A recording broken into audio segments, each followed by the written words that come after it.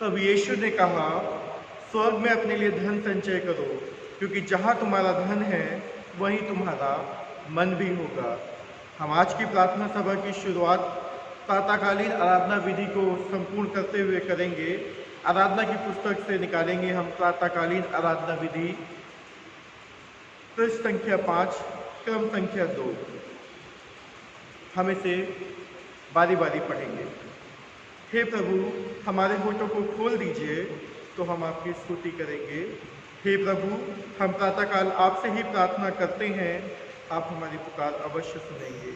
परमेश्वर पिता हमारे सृष्टिकर्ता की महिमा हो, उसके पुत्र हमारे मुक्तिदाता की महिमा हो, उसके आत्मा हमें पवित्र करने वाले की महिमा हो, जैसे आदि में थी, अब है और सदा युग युगांत होती रहेगी। आमीन। हे सर्व सामर्थी प्रभु परमेश्वर, आप पवित्र पवित्र पवित्र हैं।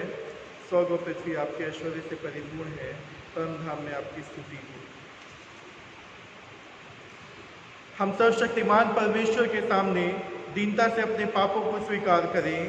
हे परम पवित्र और परम दयावान परमेश्वर, हम मानते हैं कि हमने मन, वचन और कर्म से तथा भलाई न करने के कारण आपके विरुद्ध और एक दूसरे के विरुद्ध पाप किया है।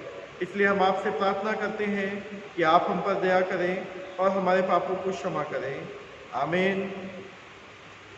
सर्वशक्तिमान और दयावान परमेश्वर हमारे सब पापों को क्षमा करे और उनसे हमें छुटकारा दे, हमें अपने जीवन को सुधारने के लिए अनुग्रह दे और पवित्र आत्मा के सामर्थ्य से हमें परिपूर्ण करे। आमीन। First reading has been taken from Genesis chapter 12 verse 1 to 7। पहली रीडिंग ली गई है उत्पत्ति उसका 12वां अध्याय पहली आयत से 7वीं आयत तक। परमेश्वर की ओर से अब्राहम की बुलाए जाने का वर्णन। यहोवा ने अब्राहम से कहा, अपने देश और अपने कुटुंबियों और अपने माता पिता के घर को छोड़कर उस देश में चला जा जो मैं तुझे दिखाऊंगा, और मैं तुझसे एक बड़ी जाति बनाऊंगा और तुझे आशीष दूंगा और तेरा नाम महान करूंगा और तू आशीष का मूल होगा। जो तुझे आशीर्वाद दे उसे मैं आशीष दूंगा और जो तुझे कोसे उसे मैं शाप दूंगा, और भूमंडल के सारे कुल तेरे द्वारा आशीष पाएंगे।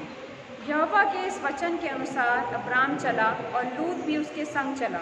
और जब अब्राम हरान देश से निकला उस समय वे 75 वर्ष का था। इस प्रकार अब्राम अपनी पत्नी सारे और अपने भतीजे लूत को और जो धन उन्होंने इकट्ठा किया था और जो प्राणी उन्होंने हरान में प्राप्त किए थे सबको लेकर कनान देश में जाने को निकल चला, और वे कनान देश में आ गए। उस देश के बीच से जाते हुए अब्राम शकेम में, जहाँ मोरों का बांज वृक्ष है, पहुँचा। उस समय उस देश में कनानी लोग रहते थे। जब यहोवा ने अब्राम को दर्शन देकर कहा, ये देश मैं तेरे वंश को दूंगा, और उसने वहाँ यहोवा के लिए जिसने उस दर्शन दिया था एक वेदी बनाई। परमेश्वर वचन है। परमेश्वर धन्यवाद। Responsive Psalm reading 119, 65 to 68।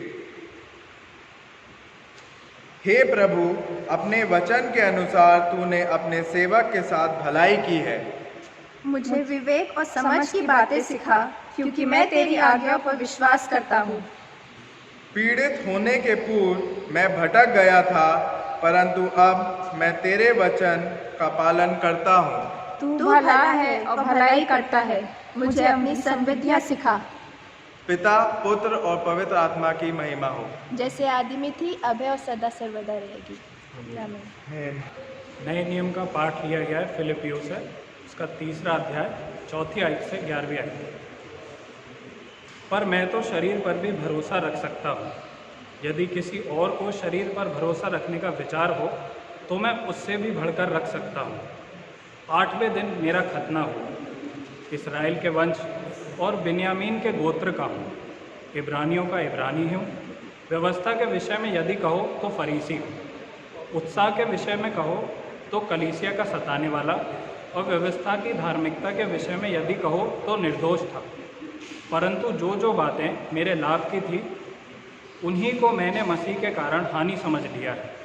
वरन मैं अपने प्रभु मसीह यीशु की पहचान की उत्तमता के कारण सब बातों को हानि समझता हूँ, जिसके कारण मैंने सब वस्तुओं को हानि उठाई और उन्हें कूड़ा समझता हूँ, जिससे मैं मसीह को प्राप्त करूँ और उसमें पाया जाऊँ, ना कि उसकी उस धार्मिकता के साथ जो व्यवस्था से है, वरन उस धार्मिकता के साथ जो मसीह पर विश्वास करने के कारण है और परमेश्वर की ओर से विश्वास करने पर मिलती है, ताकि मैं उसको और उसके मृत्युंजय के सामर्थ्य को और उसके साथ दुखों में सहभागी होने के मर्म को जानूं और उसकी मृत्यु की समानता को प्राप्त करूं, कि मैं किसी भी रीति से मरे हुओं में से जी उठने के पद तक पहुंचूं। ये परमेश्वर का वचन है। परमेश्वर की तैयारी के लिए हम सब गीत गाएंगे। प्यारो हिम्मत बांधो, आगे बढ़ो, क्रूस का लो निशान।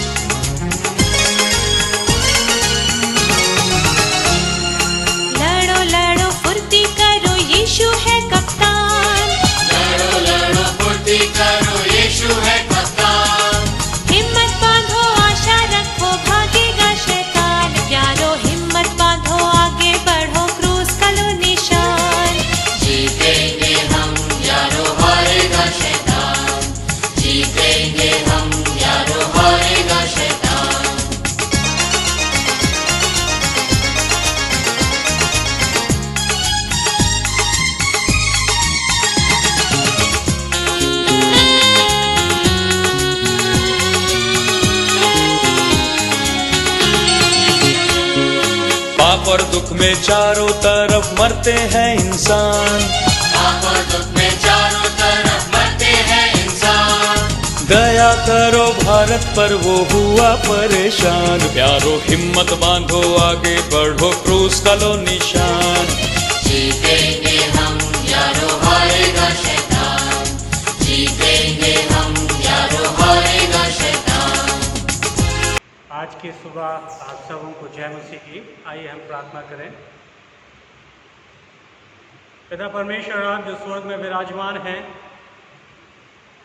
हम धन्यवाद करते हैं कि आप हमारा पृथ्वी पे ध्यान रखते हैं। हम प्रार्थना करते हैं पिता परमेश्वर कि आपका राज्य जैसे स्वर्ग में है पृथ्वी पे स्थापित हो। मसीह यीशु के नाम से हम मांगते हैं, आमीन। मनुष्य एक सामाजिक प्राणी है और वो अकेला नहीं रह सकता, और इसी कारण उसने समुदाय की स्थापना की और समुदायों में रहने के लिए उसने कुछ नियमों को बनाया और नियमों को चलाने वालों को उसने शासक कहा। शासक अपने अधिकार, क्षेत्र और प्रभुता का विस्तार करने के लिए अन्य समुदायों को अधीन करने के लिए हर संभव प्रयास करते रहे। इस प्रकार मनुष्य ने भौतिक राज्य से एक साम्राज्य की स्थापना की। मनुष्य इस विशालकाय भौतिक साम्राज्य का हिस्सा है। वह यहाँ सम्राट भी है और प्रजा भी। वो यहाँ धनवान भी है और निर्धन भी।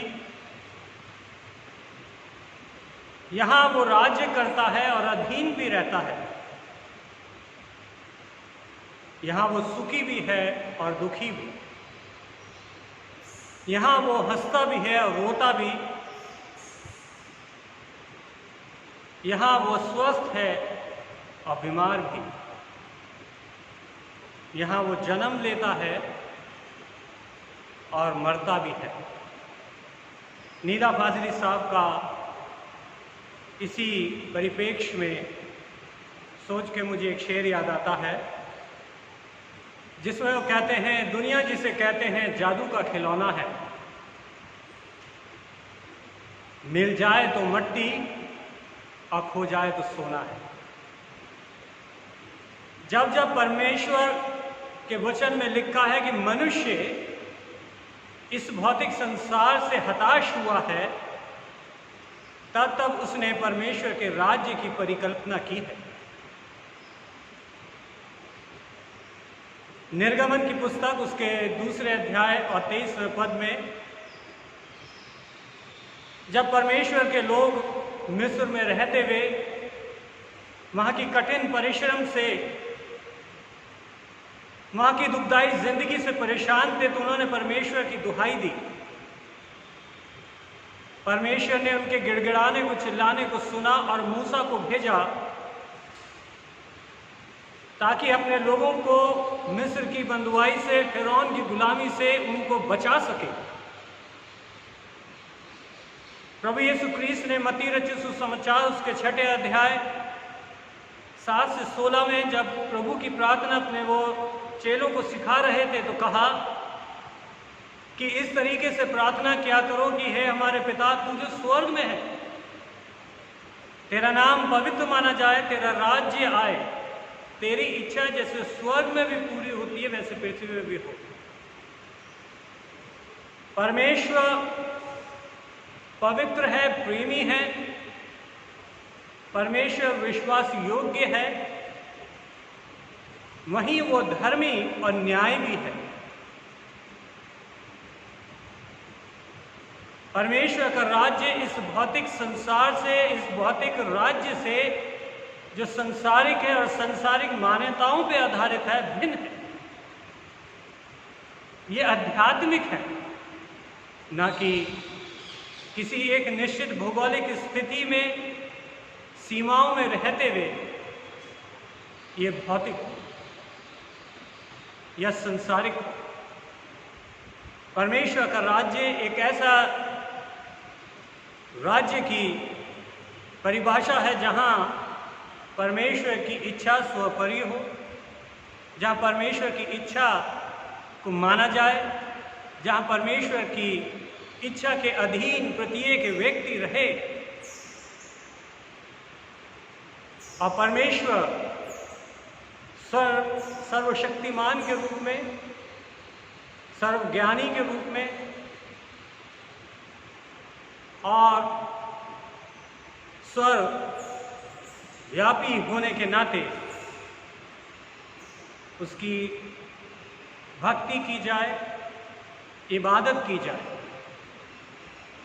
ब्रूस मेलन ने अपनी किताब नो द ट्रूथ, जब वो किंगडम ऑफ गॉड के बारे में लिख रहे थे, ये लिखा है, the basic meaning of kingdom of God is God's rule और his kingly power, which is not limited to a geographical area. It is a dynamic notion. God's kingdom is his rule in action. परमेश्वर का राज्य वो जगह है, वो स्थान है जहाँ पर लोग उसके साथ आनंद के साथ रह सकें।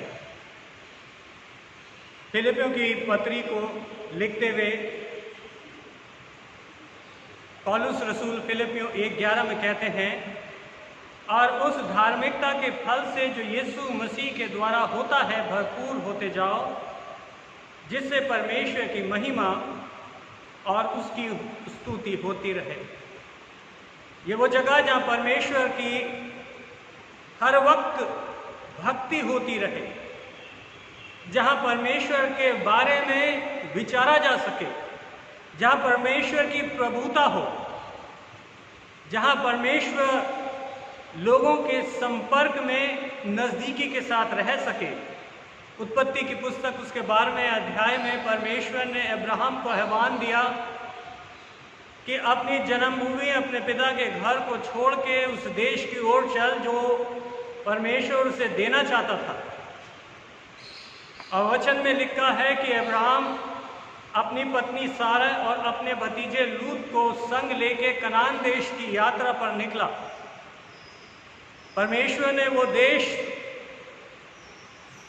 अब्राहम और उसके वंशज को, उसकी जाति को, उसके परिवार को देने का किया ताकि परमेश्वर उनकी संपर्कता में नज़दीकी के साथ रह सके और परमेश्वर की प्रभुता इनकी जिंदगी में प्रधानता से सामर्थ के साथ बनी रहे। ये परमेश्वर की इच्छा थी और यही परमेश्वर की इच्छा प्रत्येक व्यक्ति के साथ है कि वो उसके जलाल को, उसकी सामर्थ को हमेशा इकरार करे। लेकिन ये परमेश्वर का राज्य भौतिक राज्य से भिन्न है, अलग है, विपरीत है। ये भौतिक राज्य की मानसिकता, आधारभूत मौलिक विचारधारा, निष्ठा और राज्य भक्ति से परे है। यीशु क्रिस्त ने यूहन्ना रचित सुसमाचार उसके 18वें अध्याय के 36वें पद में कहा है कि मेरा राज्य संसार का नहीं।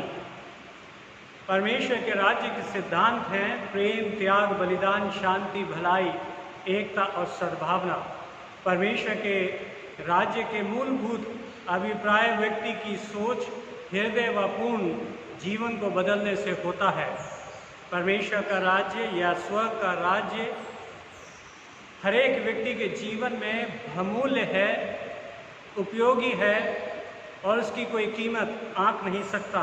ये उन लोगों का समूह है जो स्वेच्छा से इसे अपनाते हैं और एक दूसरे की सेवा के लिए स्वयं का बलिदान करने से भी संकोच नहीं करते, जैसे हमारे प्रभु यीशु क्रिस्त ने किया।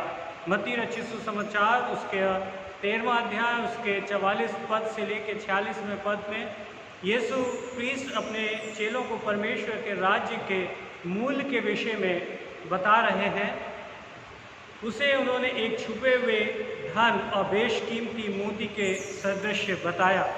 एक मनुष्य अपने जीवन भर की बचत देता है कि उस गुप्त धन को प्राप्त करे, उसी प्रकार भारी दाम देकर एक मोती को खरीद लेता है। परमेश्वर का राज्य को पाने के लिए हमें एक बलिदान देना होगा, समर्पण करना होगा। हमें उसके राज्य के लिए कोई भी कीमत को चुकाने के लिए हमेशा तैयार रहना होगा। ये मत्ती रचित सुसमाचार जो हमारे मनन का विषय था, उसका 13वां अध्याय 44 से 46वें पद तक, ये उसका एक आधारभूत एक विषय है, एक उद्देश्य है कि हमारे को परमेश्वर के राज्य के लिए और उसे हासिल करने के लिए, प्राप्त करने के लिए तत्पर रहना होगा। एक बार की बात है, एक व्यक्ति अपने गुरु के पास आता है और उससे पूछता है कि गुरुजी मुझे जीवन का मूल्य बताइए। गुरुजी उसे मुस्कुराते हुए एक चमकता हुआ पत्थर देते हैं और कहते हैं कि इसको ले, ये पत्थर स्वयं तेरे को जीवन का मूल्य और जीवन के उद्देश्य तक को बता देगा। ये व्यक्ति अपने सफ़र पे निकलता है। चलते चलते ये एक फल वाले से मिलता है और फल वाले से पत्थर दिखाते हुए पूछता है कि इसका मूल्य क्या होगा। फल वाला इससे कहता है कि तू इसे मुझे दे दे और ये 12 संतरे ले ले। ये व्यक्ति कहता है कि मेरे गुरुजी ने इसे देने को किसी को मना किया है। आगे वो अपने सफ़र पे निकलता है। चलते चलते उसे एक सब्ज़ी वाला मिलता है।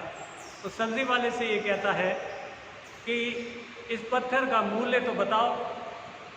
तो ये सब्ज़ी वाला उससे कहता है इस पत्थर का मूल्य है कि तू 1 बोरा आलू ले ले और इसे मुझे दे दे। ये व्यक्ति कहता है इसे बेचना नहीं है, इसे बेच नहीं सकता। फिर वो आगे अपने सफ़र पे निकलता है। इसी प्रकार वो देखता है कि एक लोहार जो है वो बर्तन बना रहा है। वो जाके इस लोहार से पूछता है कि इस पत्थर का मूल्य तो बताओ, इसकी क्या कीमत होगी, ज़रा मेरे को इसको समझाओ। तो ये लोहार इससे कहता है कि इस पत्थर का मूल्य ये है कि तू मेरे से जितने चाहे बर्तन चाहता है ले जा और इस पत्थर को मुझे दे दे। ये व्यक्ति फिर से वही बात दोहराता है कि गुरुजी ने इसे देने के लिए मना की है। चलते चलते वो अब एक सुनार की दुकान पे आता है और सुनार के हाथ में वो पत्थर देते हुए कहता है कि इसका मूल्य बताओ। ये सुनार उस पत्थर को पकड़ते ही पूछता है, पहले तो मुझे ये बता कि ये चमकता हुआ पत्थर तुझे कहाँ से मिला, तुझे किसने दिया।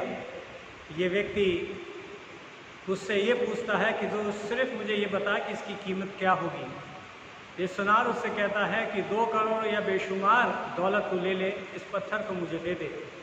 लेकिन ये व्यक्ति उसको कहता है कि मेरे गुरु ने इसे देने को मना किया है, तुम सिर्फ इसकी कीमत बताओ, इसका मूल्य बताओ। तो ये सुनार कहता है कि ये अनमोल है, बेशकीमती है, इस कायनात के नीचे ऐसा पत्थर मिलना मुश्किल है। ये व्यक्ति वापस अपने गुरु के पास पहुंचता है, गुरु को अपने सारे जो इसके साथ किस्से हुए थे उन्हें बताता है और फिर अपने गुरु से पूछता है कि गुरुजी मुझे ये तो बताइए कि जीवन का मूल्य क्या होगा।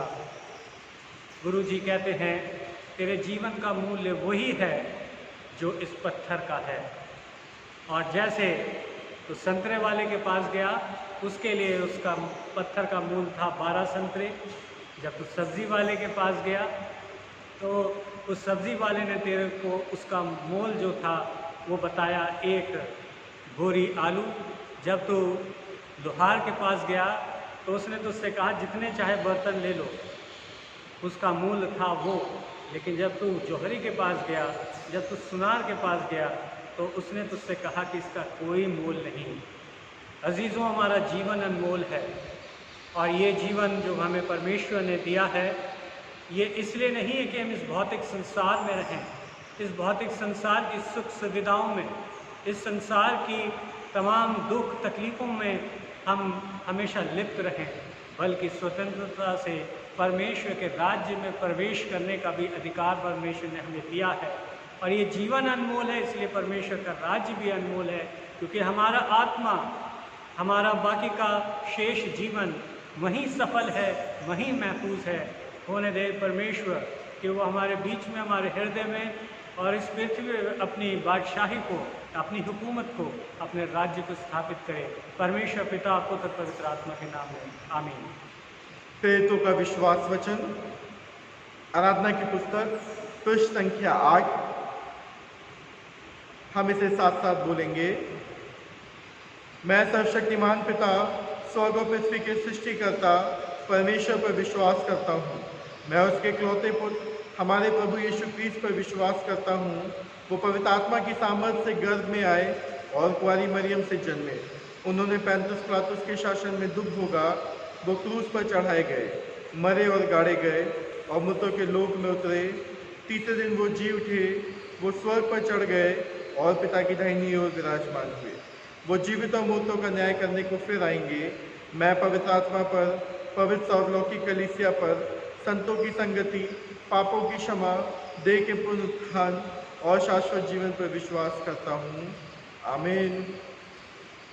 प्रभु हम पर दया कीजिए। क्रिस्ट हम पर दया कीजिए। प्रभु हम पर दया कीजिए। हम प्रभु की प्रार्थना साथ साथ बोलेंगे। हे हमारे स्वर्गीय पिता, आपका नाम पवित्र माना जाए, आपका राज्य आए, आपकी इच्छा जैसे स्वर्ग में पूरी होती है वैसे पृथ्वी पर भी पूरी हो। हमारे दिन भर की रोटी आज हमें दीजिए। आप हमारे अपराधों को क्षमा कीजिए जैसे हमने अपने अपराधियों को क्षमा किया है। आप हमें परीक्षा में मत डालिए परंतु बुराई से बचा लीजिए, क्योंकि राज, पराक्रम और महिमा अब और सदा सर्वदा आपका ही है। आमीन। परित निवेदन, हम इसे बारी बारी पढ़ेंगे। हे प्रभु, अपने आत्मा की शक्ति से हम में प्राण फूंक दीजिए और आपकी सेवा आनंद से करने के लिए हमें जागृत कर दीजिए। न्याय और स्वतंत्रता को फैलाने के लिए हमारी सहायता कीजिए और सबको जीवन की भरपूरी प्रदान कीजिए। दरिद्र और दलितों के प्रति अपना प्रेम हम में उत्पन्न कीजिए। जो बीमार हैं और मृत्यु के निकट हैं, उन सबको आशा और दिलासा दीजिए। वर दीजिए कि हमारे देश में एकता और मेल मिलाप बना रहे और देशवासियों को शांति की आशीष मिले। जिनको अधिकार प्राप्त है उनका अपने पवित्र आत्मा के द्वारा मार्गदर्शन कीजिए और आपका शासन समस्त संसार में हो। हे प्रभु, अपने लोगों को आशीष दीजिए और हमें विश्वास तथा प्रेम में स्थिर रखिए। आज की विशेष प्रार्थना पवित्र आत्मा के अवतरण पर्व के पश्चात 13वां रविवार। विशेष प्रार्थना। हे सर्वशक्तिमान परमेश्वर, आपने अपने लिए ही हमारी सृष्टि की है और हमारा हृदय तब तक बेचैन रहता है जब तक हम आपसे चैन न प्राप्त करें। हमारी सहायता कीजिए कि हम अपना हृदय केवल आप में ही लगाएं, ताकि इस संसार में हम आपकी शांति का अनुभव करें और आने वाले संसार में पूर्ण आनंद हमारे प्रभु यीशु मसीह के द्वारा, जो आपके पवित्र आत्मा के साथ एक परमेश्वर है और अब तथा सदा सर्वदा जीवित और राज्य करते हैं। आमीन। हम प्रार्थना में लगे रहें। हे प्रातःकाल के सृष्टिकर्ता परमेश्वर, आपने अंधकार को दूर किया और आप संसार में प्रकाश लाए। आप हमारे मध्य से पाप के अंधकार को मिटा दीजिए, हमारे हृदय में अपने सत्य का प्रकाश उत्पन्न कीजिए और हमारे हाथों को भले कार्य करने के लिए सबल बनाइए। आपके पुत्र प्रभु यीशु क्रिस्त सत्य ज्योति हैं, उन्हीं के द्वारा आप हमें प्रकाश और आनंद प्रदान कीजिए। आमीन। हे शाश्वत परमेश्वर पिता, आपके सामर्थ्य से हमारी सृष्टि हुई और आपके प्रेम द्वारा हमारा उद्धार हुआ। आप अपने पवित्र आत्मा के द्वारा हमारा मार्गदर्शन कीजिए और हमें सबल बनाइए कि आज हम अपने आप को प्रेम से आपकी और एक दूसरे की सेवा में अर्पण करें। आमीन। हम अंतिम प्रार्थना में जाएंगे। हमसे प्रेम करने वाले सर्वशक्तिमान दयालु पिता परमेश्वर, नम्रता और दीनता के साथ आपके सम्मुख अर्पित हैं। परमेश्वर, हृदय से धन्यवाद देते हैं परमेश्वर इस समय के लिए जो आपके मार्फत से हमें मिला है। परमेश्वर, होने दे कि जिस प्रकार से आज के वचन में हमने जाना परमेश्वर, किस प्रकार से आपने हमें इस संसार में स्थापित किया है परमेश्वर, क्या उद्देश्य है परमेश्वर, और जो हमारी कीमत है परमेश्वर, वो इससे ही मालूम होती है, इससे ही पता चलती है परमेश्वर कि हम अपना जीवन इस संसार में किस प्रकार से जीते हैं परमेश्वर। क्योंकि जिस प्रकार वो जो पत्थर वो व्यक्ति लेकर के अलग अलग व्यक्तियों के पास गया तो उन्होंने उसकी अलग अलग कीमत लगाने वाले हुए परमेश्वर, उसी प्रकार से जब हम अपना जीवन इस संसार में जीते हैं परमेश्वर, तो लोग हमारे जीवन को जांचते हैं, हमारे जीवन को परखते हैं परमेश्वर, और उसी के मार्फत से हमारे जीवन की जो कीमत है, जो मूल्य है, वो लगाया जाता है परमेश्वर। होने दे कि हम आपकी निगाह में आपके बंदे ठहरे परमेश्वर, आप में हो करके इस संसार में अपना जीवन व्यतीत करने वाले हों परमेश्वर, ताकि लोग जानने वाले हों कि किस प्रकार से आपने हमारी रचना करी, किस प्रकार से आपने हमें इस संसार में स्थापित किया परमेश्वर। और जब समय आता है परमेश्वर, तो हम इस संसार से रैलत करके आपकी करीबी में आते हैं परमेश्वर। हम प्रार्थना करें, इस समय याद करते हैं मिस्टर कुलभूषण एरियल को परमेश्वर, जो बीते सप्ताह में आप में सो गए हैं परमेश्वर। होने दे कि आपका खास बड़ी बरकत और रहम उनके ऊपर, उनके परिवार के ऊपर बनी रहे परमेश्वर, कि वो आप में हो करके आपकी हम सितैश में होने वाले हैं परमेश्वर, उनके परिवार के साथ हो।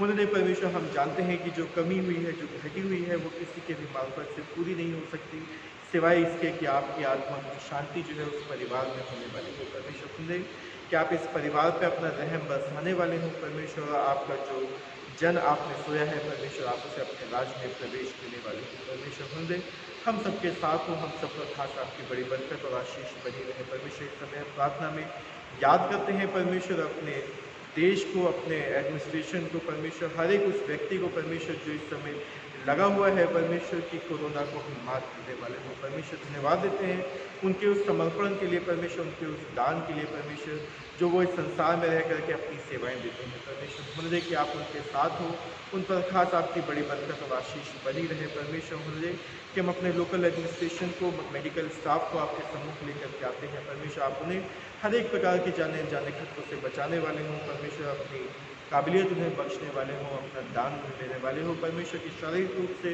वो मजबूत होने वाले हों परमेश्वर। लोगों का इलाज जब करते हैं परमेश्वर, लोगों को इस बीमारी से बचाते हैं परमेश्वर, तो आप उनके साथ हों, उन्हें बचाने वाले हों परमेश्वर। हम अपने बिशप साहब को आपके सम्मुख लेकर के आते हैं परमेश्वर। धन्यवाद देते हैं परमेश्वर उनकी सेवा के लिए परमेश्वर, जो आप उनसे लेते हैं परमेश्वर। हम जानते हैं परमेश्वर कि आपने उनका चुनाव किया है परमेश्वर, और आपने उनको जो अधिकार दिए हैं परमेश्वर, वो आपने होकर के पूर्ति करते हैं परमेश्वर। होने दे कि जिस प्रकार से वो अपनी सेवाएं आपको दे रहे हैं परमेश्वर। आपको है परमेश्वर के आने वाले दिनों में आप उन्हें उन ऊंचाइयों पे लेकर के जाने वाले हो परमेश्वर, जिसकी कामना, जिसकी योजना आपने बना रखी है परमेश्वर। साथ ही साथ हम अपने पासवान को आपके सम्मुख लेकर के आते हैं परमेश्वर। धन्यवाद देते हैं परमेश्वर उनके समर्पण के लिए, उनके योगदान के लिए परमेश्वर, जो वो चर्च में और साथ ही साथ अलग अलग फील्ड्स में देते हैं परमेश्वर, क्योंकि हम जानते हैं कि उनके ऊपर दोहरी जिम्मेदारी है परमेश्वर। वो दोनों जगह पे अपना योगदान देते हैं परमेश्वर। होने दे कि उनकी सामर्थ किसी मनुष्य से नहीं परंतु आपसे आती है परमेश्वर। आप ही उन्हें इस्तेमाल करने वाले हो परमेश्वर। जिस प्रकार से आपने आज तक संभाला है परमेश्वर, आगे भी आप उन्हें संभालने वाले हो, उन पर अपना रहम बरसाने वाले हो परमेश्वर। साथ ही साथ हम अपने दोनों प्रिय लीडर्स को आपके सम्मुख ले करके आते हैं परमेश्वर। धन्यवाद देते हैं परमेश्वर उनके उस योगदान के लिए परमेश्वर, जो वो विभिन्न रूपों से इस चर्च में दे रहे हैं परमेश्वर। होने दे कि आप उन्हें भी आने वाले समय में बहुतायत से इस्तेमाल करते हैं परमेश्वर, करेंगे परमेश्वर। होने दे कि आपकी मर्जी में हो करके आपके चर्च को आगे बढ़ाने में योगदान करने वाले हो परमेश्वर। हम अपनी कलीसिया के लोगों को आपके सम्मुख लेकर के आते हैं परमेश्वर। होने देखिए हर एक परिवार के साथ हो, हर एक जन के साथ हो परमेश्वर, कि वो आप में हो करके अपना जीवन व्यतीत करने वाला हो परमेश्वर। क्योंकि हम जानते हैं जो बीते दिन रहे परमेश्वर, हम में से हर एक के लिए बड़े ही कठिन रहे परमेश्वर, परंतु आपका आशीष भरा हाथ हम सबके ऊपर बना रहा परमेश्वर, कि हम इस कोरोना के दौर से, उस लॉकडाउन के दौर से बाहर निकलने वाले हुए परमेश्वर। जब अपने जीवनों में वापसी करते हैं परमेश्वर, तो आप हम सबके साथ हो परमेश्वर, हम सब पर अपना रहम बरसाने वाले हैं। हम घटें आप बढ़ें। इस प्रार्थना को आपके बेटे हमारे प्रभु यीशु क्रिस्त के नाम से मांगते हैं, सुनिए और कबूल कीजिएगा, आमीन। हम आशीष वचन ग्रहण करें।